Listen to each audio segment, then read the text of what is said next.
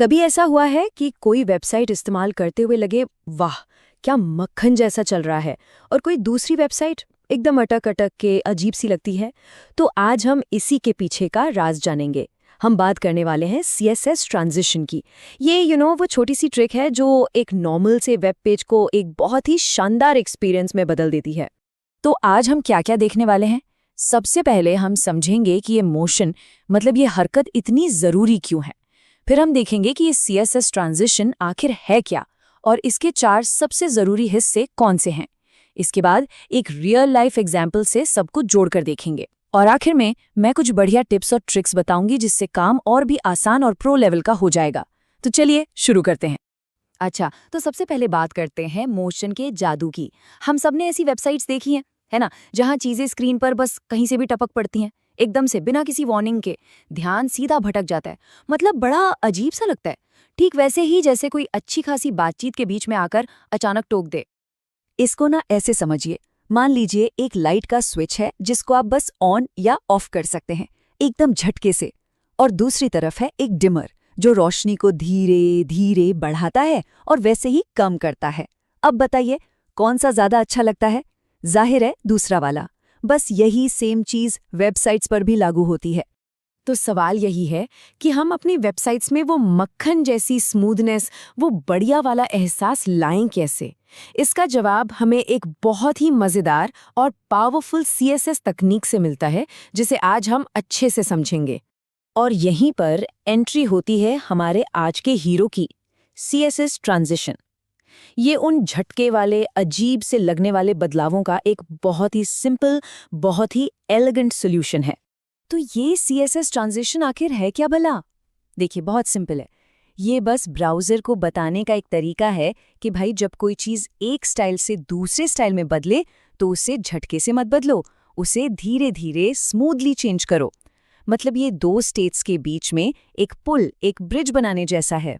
ठीक है, तो अब हमें ये तो पता चल गया कि ट्रांजिशन क्या है, पर सवाल ये है कि ये काम कैसे करता है। इसे बनाने के लिए ना बस 4 मेन चीज़ों की ज़रूरत पड़ती है, बिल्कुल किसी रेसिपी की तरह। तो ये 4 चीज़ें हैं क्या? सबसे पहला प्रॉपर्टी, मतलब हमें बदलना क्या है, रंग बदलना है, साइज बदलना है या जगह बदलनी है। दूसरा है ड्यूरेशन, भाई इस बदलाव में टाइम कितना लगेगा, 1 सेकंड, आधा सेकंड। तीसरा है टाइमिंग फंक्शन, ये बताता है कि बदलाव की स्पीड कैसी होगी, क्या वो धीरे शुरू होकर तेज होगा या शुरू में तेज होकर बाद में धीमा होगा। और चौथा है डिले, मतलब बदलाव शुरू करने से पहले हमें इंतजार कितना करना है। चलो बहुत हो गई थ्योरी, अब इसे असल में करके देखते हैं। हम एक सिंपल से बटन का एग्जाम्पल लेंगे और देखेंगे कि ये चारों चीजें मिलकर कैसे जादू करती हैं।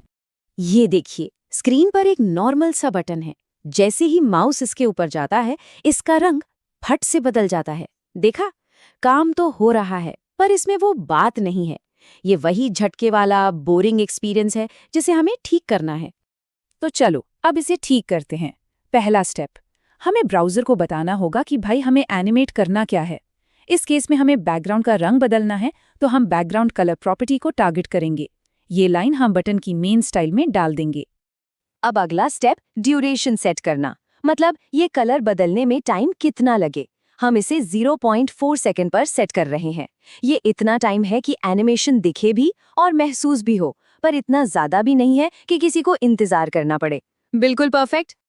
और अब हमारा फाइनल टच, टाइमिंग फंक्शन। हम यहाँ ईज आउट यूज कर रहे हैं। इसका मतलब ये है कि एनिमेशन शुरू तो तेजी से होगा पर खत्म होते होते थोड़ा स्लो हो जाएगा। इससे ना इफेक्ट बहुत नेचुरल लगता है, जैसे असल दुनिया में होता है। और बस हो गया, हमारा बटन अब झटके देने के बजाय कितने आराम से, कितने स्मूथली अपना रंग बदल रहा है। तो अब जब बेसिक्स क्लियर हो गए हैं तो चलो कुछ प्रो टिप्स की बात करते हैं। कुछ ऐसे तरीके जिससे हमारा कोड भी साफ सुथरा रहे और यूजर एक्सपीरियंस और भी ज्यादा शानदार हो जाए।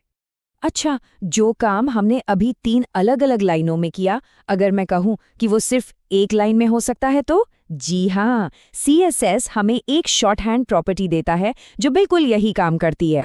स्क्रीन पर देखिए, लेफ्ट साइड में वो 3 लाइनें हैं जो हमने पहले लिखी थीं, और अब राइट साइड में देखिए, बस एक लाइन। ये है ट्रांजिशन की शॉर्ट हैंड प्रॉपर्टी।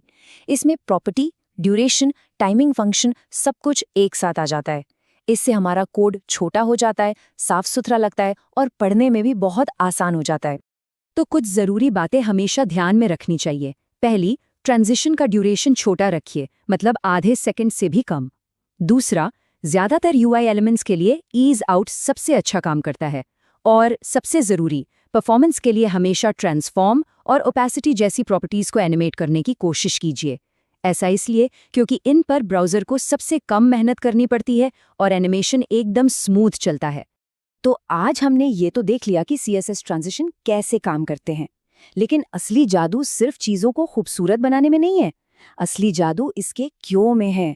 तो अब सोचने वाली बात यह है कि हम इस मोशन का इस्तेमाल सिर्फ सजावट के लिए नहीं, बल्कि यूज़र को गाइड करने, उन्हें कुछ बताने और अपनी वेबसाइट पर एक कहानी कहने के लिए कैसे कर सकते हैं।